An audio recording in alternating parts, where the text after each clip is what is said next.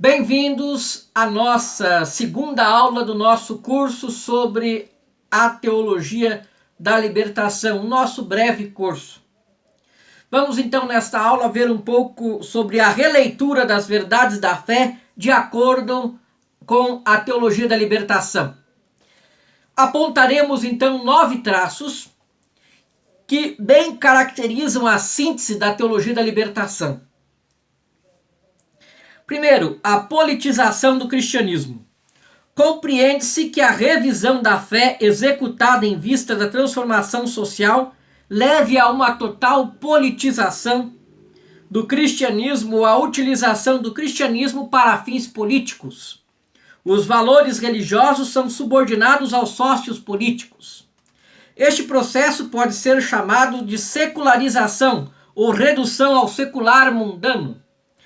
Bem, observa o documento de Puebla, chama-se documento de Puebla, um relatório diretriz dirigido pela Conferência Episcopal Latino-Americana reunida em Puebla, de Los Angeles, no México, de 27 de janeiro a 13 de fevereiro de 1979. Diz assim o documento no número 545. Quando a reflexão teológica se realiza a partir de uma praxis que recorre à análise marxista, as consequências são a total politização da existência cristã, a dissolução da linguagem da fé das ciências sociais e o esvaziamento da dimensão transcendental da salvação cristã. Por sua vez, a instrução da Congregação para a Doutrina da Fé, datada de 6 de agosto de 1984, observa que a nova hermenêutica inserida nas teologias da libertação leva uma releitura essencialmente política da Escritura. Quem assim procede coloca-se na perspectiva de um messianismo temporal, que é uma das expressões mais radicais da secularização do reino de Deus e de sua absorção na imanência da história humana. Em suma, essa politização redunda numa nova interpretação do cristianismo, ou num novo cristianismo no qual o elemento político é o prioritário e o religioso se torna secundário ou mesmo alienante, desviante da causa política. O cristão não dirá: sou antes do mais cristão e em função dos ditames da minha fé farei a minha opção política, mas, ao contrário, afirmará: primeiramente faço a minha opção política pela luta de classes e depois perguntar-me-ei como dentro desse quadro político poderei viver a minha fé. Esta acrescentará um grau a mais de intensidade e de espírito crítico ao meu empenho em prol da libertação. Assim lemos na obra de Hugo Asman. O conceito de Jesus Cristo. Jesus Cristo é concebido como chefe político, revolucionário ou, nas correntes mais brandas da teologia da libertação, como profeta cuja divindade não é negada, mas silenciada indevidamente. Teremos outros vídeos também falando de Jesus Cristo na teologia da libertação, analisando obras dos principais teólogos da libertação em relação a Jesus Cristo. São escolhidos do Evangelho textos que insinuam ter sido Jesus um guerrilheiro, escolha de um Simão Zelota, de um Judas sicário, de Pedro portador de espada, expulsão dos vendilhões do templo, escarnecimento de Herodes, tido como raposa. São preteridos outros textos que mostram Jesus voltado, antes do mais, para os valores transcendentais, as bem-aventuranças evangélicas, os dizeres: o meu reino não é deste mundo, dai a César o que é de César e a Deus o que é de Deus.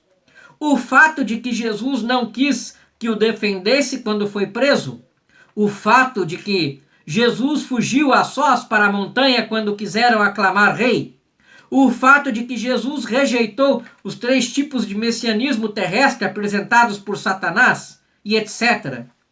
A ignorância de Jesus em relação à sua sorte final é tão realçada que o apresentam o Senhor na expectativa de ser libertado das mãos dos judeus, até o fim da sua vida, ao instituir a Eucaristia, não terá tido em vista a perpetuação do sacrifício salvífico da cruz, somente quando pregado a cruz, terá compreendido que o Pai o abandonava?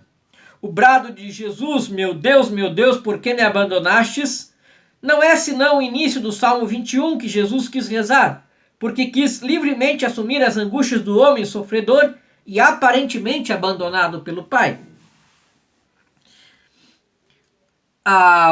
O terceiro ponto sobre a igreja.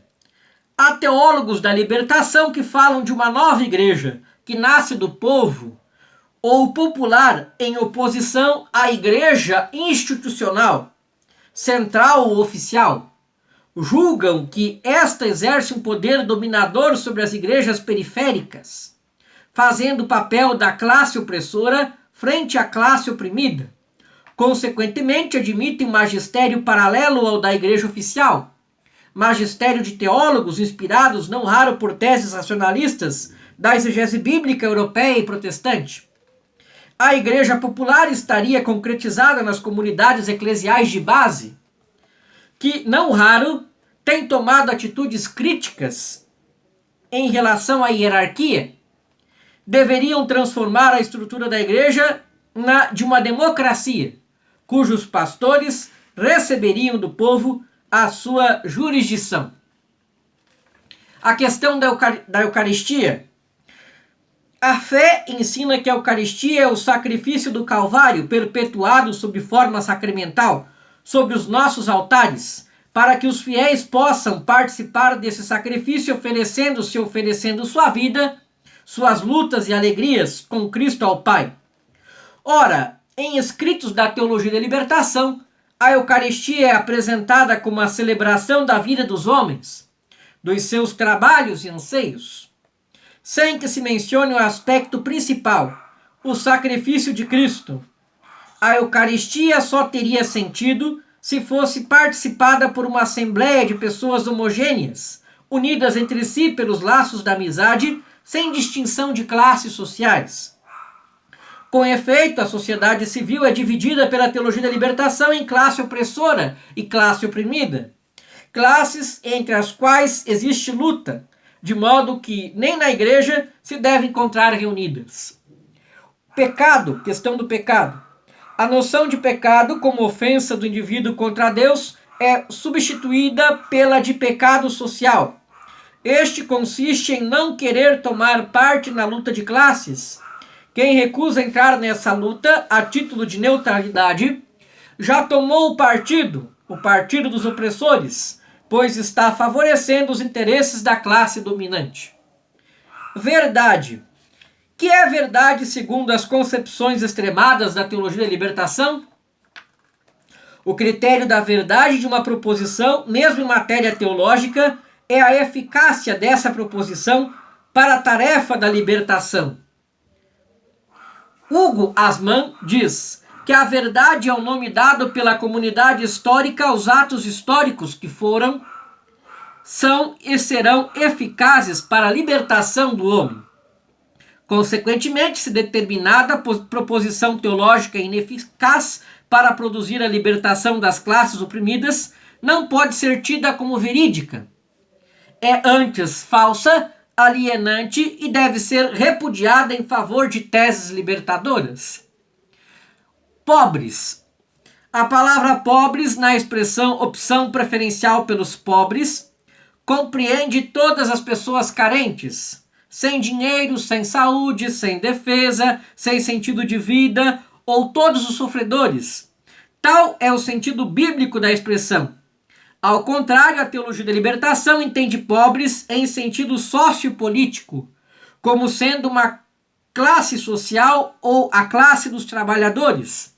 Daí a ambiguidade do discurso da teologia da libertação. Quando defende os pobres, parece estar fazendo eco às páginas bíblicas, quando na verdade faz eco ao pensamento do filósofo Karl Marx. Escatologia. As noções de vida póstuma e bem-aventurança celeste, que são essenciais na mensagem cristã, são ofuscadas pelo conceito de libertação entendido no sentido temporal e material. A teologia da libertação espera conseguir a solução dos problemas sociais mais grave pela redistribuição dos bens materiais, não levando em conta suficiente a noção de pecado original, que só será plenamente debelado no fim dos tempos. A utopia do reino de Deus na terra se concretizaria na nova ordem de coisas. A história, para Marx, não desemboca na vida transcendental póstuma, celeste, mas numa sociedade sem classes.